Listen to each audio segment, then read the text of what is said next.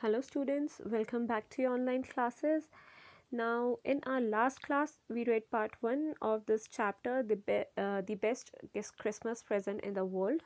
Now in that part we saw how a person finds a roll top desk in a junk shop and he buys it and he tries to restore that roll top desk. While restoring that roll top desk, how he finds a letter that was written by a person named Jim and was addressed to a person named Mrs. Jim McPherson. Now, the narrator of the story gets curious and opens up the letter and starts reading it. In part 2, we'll see what was written in the letter. Now, before we start part 2, there were two questions in comprehension check, question number 1 and question number 2. I hope all of you did those questions. And now we'll start with part 2. Dearest Connie, I write to you in a much happier frame of mind because something wonderful has just happened that I must tell you about at once. We were all standing to in our trenches yesterday morning, Christmas morning. It was crisp and quiet all about, as beautiful a morning as I've ever seen, as cold and frosty as a Christmas morning should be. Now, here this person is writing letter to a person named Connie. Now, Mrs. Jim McPherson's name is Connie. So he addresses her with her name, dearest Connie, and he tells her that he was in such a happy frame mind when he woke up that morning, which was a Christmas morning, and we all were standing in our trenches. Now he is telling about all other people. They were standing in their trenches. Now, what is trenches? Trenches, over here it's given the meaning long deep ditches in the ground where soldiers hide from the enemy. So now what we get from this is that they were all soldiers. So all those soldiers were standing in their trenches. Now these are holes in ground where soldiers hide from the enemies. Okay, yesterday morning, Christmas morning, he is telling about yesterday morning, that when he wake up that morning he was feeling very happy, and that was a Christmas morning. It was as quiet, as beautiful, and as cold and frosty a Christmas morning should be. Now we'll continue with next para. I should like to be able to tell you that we began it, but the truth I'm ashamed to say is that Fritz began it. First, someone saw a white flag waving from the trenches opposite. Then they were calling out to us from across no man's land. Happy Christmas, Tommy. Happy Christmas. When we had got over the surprise, some of us shouted back, "Same to you, Fritz. Same to you." I thought that would be that. We all did. But then suddenly one of them was up there in his grey greatcoat and waving a white flag. "Don't shoot, lads," someone shouted. And no one did. Then there was another Fritz up on the parapet and another. "Keep your heads down," I told the men. "It's a trick." But it wasn't. Now, it was a really great morning. It was just like every other Christmas morning. Then this person, the person who's writing the letter, says that he wants to tell her wife that yes, he wants to say that yes, he began it, their people began it, but no, the thing whatever that began was from other side, and those were Fritz. Now Fritz is a common German name, so यहाँ पर when they are saying Fritz, they mean they are calling every German soldier as Fritz. All right, and when over here you see Happy Christmas, Tommy. So when German people are calling them Tommy, now Tommy is a common English name, so they are referring to all those English people. All right, so now he is telling that Fritz began it. First someone saw, now what they did was they all saw someone waving white flag from their trenches. Now white flag is raised to show peace, okay, to show treaty, that no, they don't want any harm. That's when you wave white flag. So what they did was, from there they started waving those white flags from their trenches, and then those people who were opposite who were from the opposite side, what they did was they came across from their side to no man's land. Now whenever there is a border between two countries, there are always small part of land that is called no man's land. That means no nation has control over it. All right, so what they did was, the other side of the people, the Fritz, the German people, those German people, they came to that no man's land and started saying Happy Christmas, Tommy. Now Tommy, they are referring to all those Englishmen. All right, so they started shouting Happy Christmas, Tommy, Happy Christmas. And what they did was, from here, from this side, these English people, these English soldiers, they also started saying same to you, Fritz, same to you. And then they thought that that'll be it, there will be nothing more than that. But then someone shouted, but then suddenly one of them was up there in his grey great coat. Now great coat are long coats that we also wear sometimes, those grey great coat. Someone shouted that don't shoot lads from that no man's land, and no one did, no one shooted.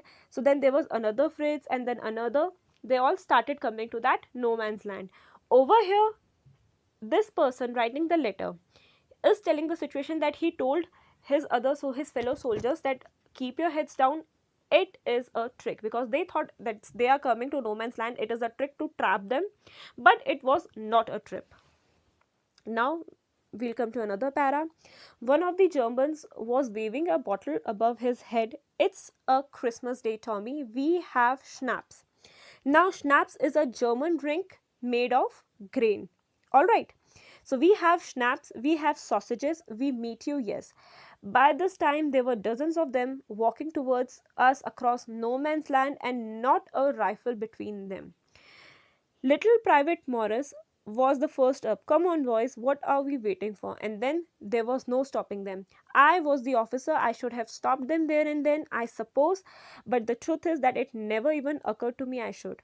All along their lines and our lines, I could see men walking slowly towards one another, grey coats, khaki coats, meeting in the middle, and I was one of them. I was part of this. In the middle of the war, we were making peace. Now, as they came to the no man's land, there were people coming to the no man's land, and they started shouting from there that it's Christmas day, we have schnapps. Now schnapps is a drink.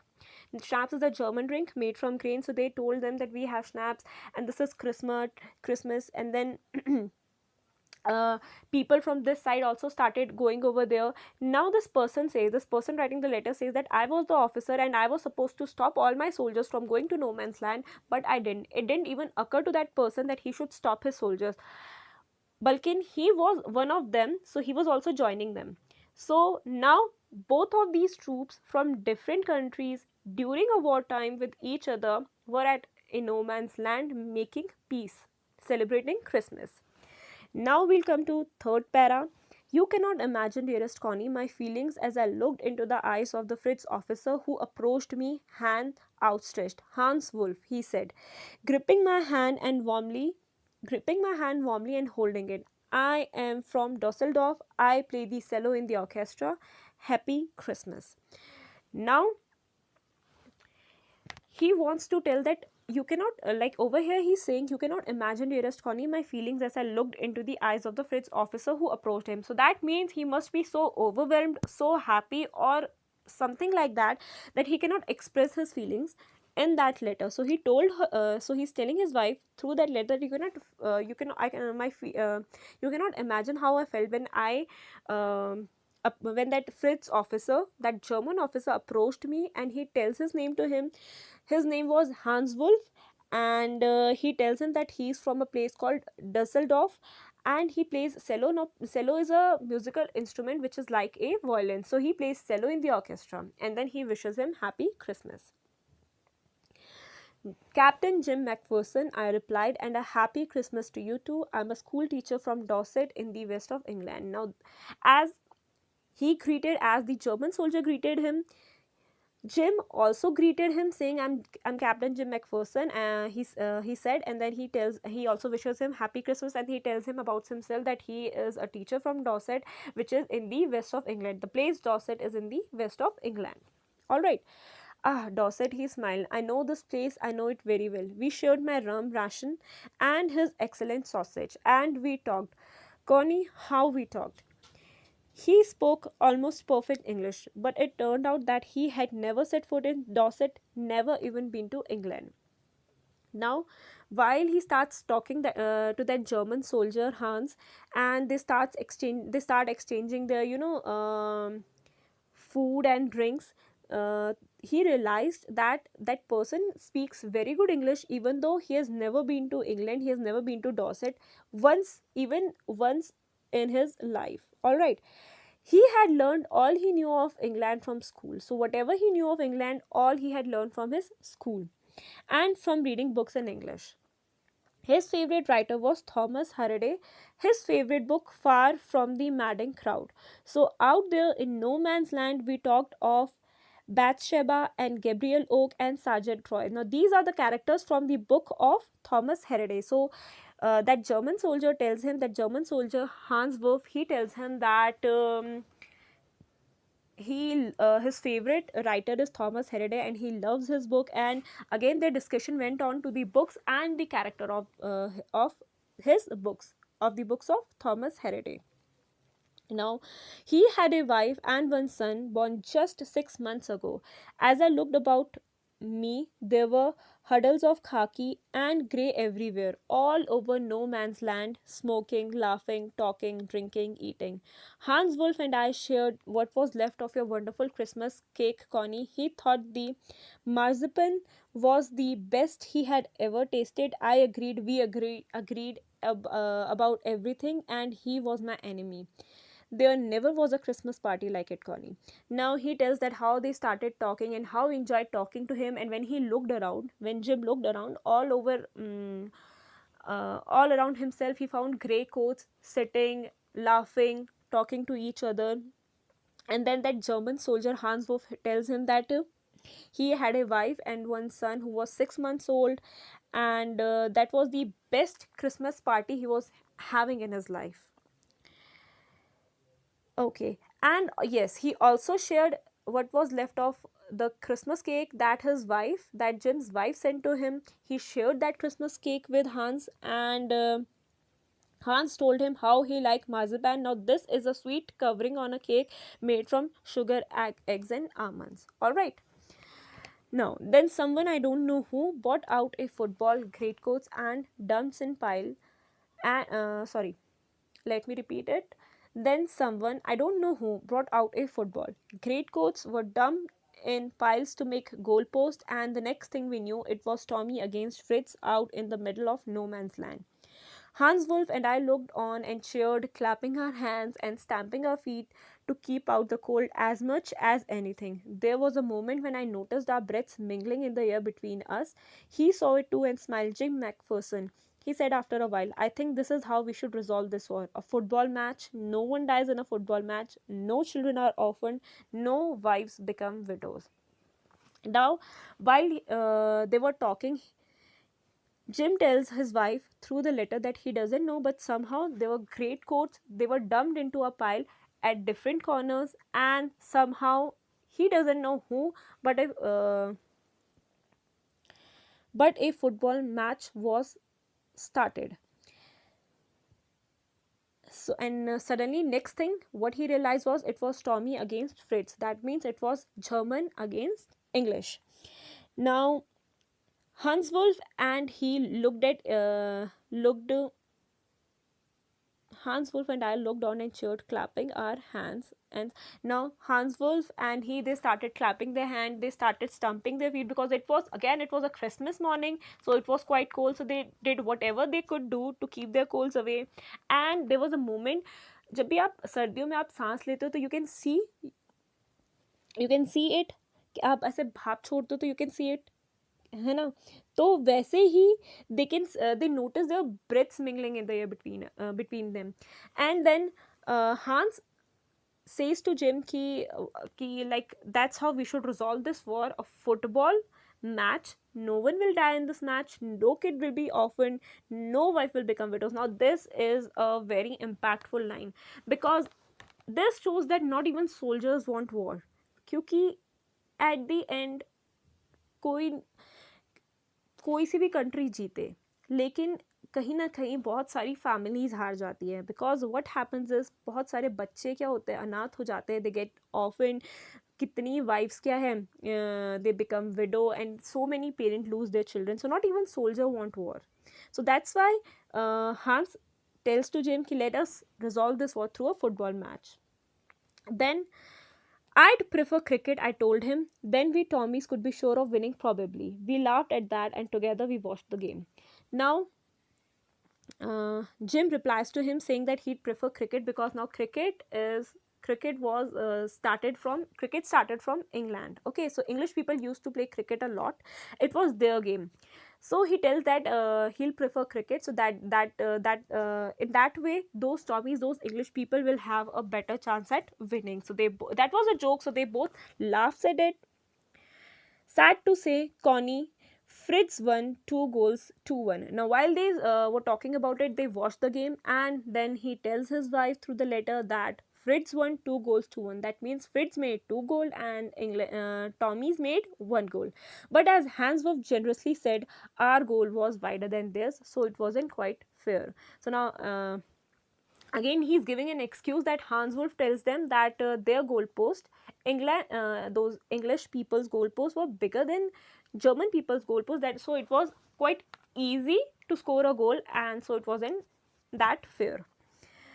The time came, and all too soon, when the game was finished, the schnapps and the rum and the sausage had long since run out, and we knew it was all over. I wished Hans well and told him I hoped he would see his family again soon, that the fighting would end and we could all go home. So now the game got over, their rum got over, their schnapps got over, their sausages ran out. Now it was time for them to move back to their places, to move back to their respective sides. And while going back, he told Hans that he wishes that that he really hoped that he Hans can see his wife as soon as possible and the fighting will end very soon and they can all go home to their respective families. I think that is what every soldier wants on both sides, Hans Wolf said. Take care, Jim McPherson. I shall never forget this moment, nor you. He saluted and walked away from me slowly, unwillingly. I felt he turned to wave just once and then became one of the hundred of grey coated men drifting back towards their trenches. Now, even Hans Wolf tells him that every soldier wants कि war जल्दी से ख़त्म हो जाए और वो अपनी families के पास जा सके. Then they both say their goodbye to each other. फिर अनविलिंगली क्या है, वो दोनों वापस वापस अपनी जगह पे आते हैं. And while going back to his side, Hans ऑफ एक बार पीछे मुड़ के इनके देखता है एंड देन वापस से अपनी जगह पे चला जाता है. और बहुत सारे जो ग्रे कोट्स यानी कि बहुत सारे लोगों के बीच में वो गायब हो जाता है. And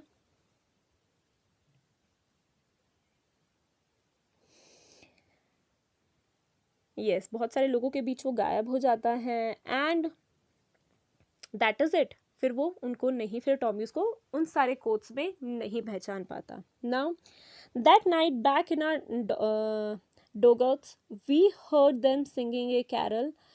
Now that is a shelter soldiers made by digging a hole in the ground and covering it. Now again that is a shelter for soldier ताकि enemy अगर हमला करे so they are saved from it. That night, back in our dugouts, we heard them singing a carol and singing it quite beautifully. It was chilly, nashed, silent night. Our boys gave them a rousing chorus of While Shepherds Watched. We exchanged carol for a while and then we all fell silent. We had had a time of peace and goodwill, a time I will treasure as long as I live. Dearest Connie, by Christmas time next year, this war will be nothing but a distant and terrible memory. I know from all that happened today how much we both armies long for peace. We shall be together again soon, I'm sure of it. Now, uh, both sides of the soldiers, they go back to their respective sides, and during the night time, they started singing their Christmas songs. From another side, they start singing Silent Night, and from this side, they start singing While Shepherd Watched. Now, while this was all going on, Jim thought that this will be, that like this is a hope for him. Because again, कोई भी army, both sides of the armies want peace and they want this war to end as soon as possible. So he tells his wife Connie in the letter that because he thinks that by the Christmas next year the war will be over, it will just be a distant terrible memory, and they will all be happy. Now why did he think कि ऐसा होगा? Because again, उसका जो conversation था हांस के साथ, this told him that this made him realize कि हाँ, both the armies want peace, both the armies want this war to end as soon as possible. Now this was the end of part 2. Now again here we have comprehension check, 5 questions. First one is, who had written the letter to whom and when? First question. Second question, why was the letter written? What was the wonderful thing that had happened? Third, what job did Hans Wolf and Jim McPherson have when they were not soldiers? 4. Had Hans Wolf ever been to Dorset? Why did he say he knew it? 5. Do you think Jim McPherson came back from the war? How do you know this? Now, these are 5 questions. इसमें again you have to use your perspective. आप I'll send you the PDF, तो आप दोबारा से क्या है, you can read the story. If you have books that will be really good, तो आप क्या है दोबारा से part 2 पढ़ सकते हैं. You can understand it in your way, and then you have to answer these 5 questions. So I hope आपको समझ में आया है ये पार्ट भी. अगर आपको कोई भी क्वायरीज है, कोई भी प्रॉब्लम है, you can ask me. Next class में we'll finish off with third part, and उसके बाद हम देखेंगे what was the story all about. तब तक के लिए keep studying and do not let this lockdown affect your studies.